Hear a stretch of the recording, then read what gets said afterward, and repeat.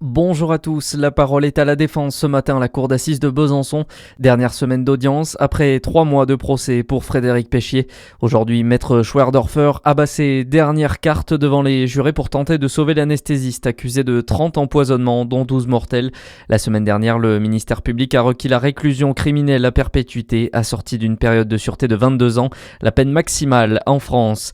Laurent Nunez attendu en Bourgogne aujourd'hui, lui et le ministre de l'Éducation nationale, Édouard Geffray, se rendent à Dijon après l'incendie du collège Champollion dans le quartier des Grésilles.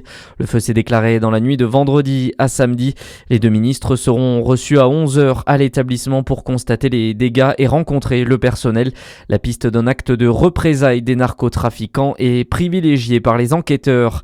Un hiver sous haute surveillance dans le Jura depuis plusieurs semaines. Les interventions pour incendie se multiplient dans le département. Dernier exemple, ce samedi à Champagnole où la toiture d'une maison a été détruite par les flammes. L'origine du sinistre viendrait d'un chauffage à bois, un scénario très fréquent en période hivernale. Les pompiers appellent à la vigilance et à entretenir régulièrement les installations. À la une ce lundi, l'Australie s'est réveillée meurtrie ce matin.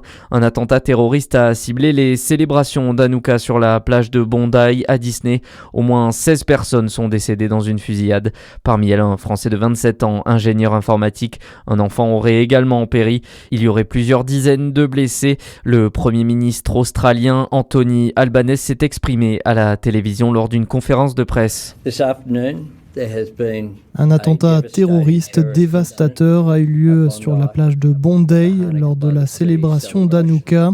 Il s'agit d'une attaque ciblée contre les Juifs australiens le premier jour d'Hanouka, qui devrait être un jour de joie, une célébration de la foi.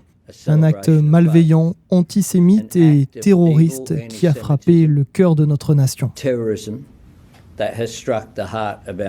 Emmanuel Macron et Jean-Noël Barrot, le ministre des Affaires étrangères, ont apporté leur soutien à la famille de la victime française.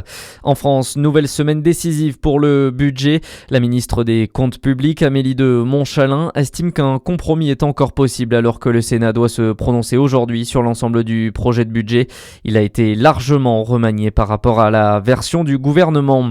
Après des semaines de polémique, le Louvre pourrait rester fermé. Aujourd'hui, les salariés du musée parisien se réunissent à 9h pour se prononcer sur l'appel à une grève reconductible contre les conditions de travail dégradées et une détérioration de l'accueil du public. Et puis un mot de sport et de rugby, nouvelle défaite de Pau hier soir en Champions Cup. La section paloise s'est lourdement inclinée 61-12 sur la pelouse de Bristol.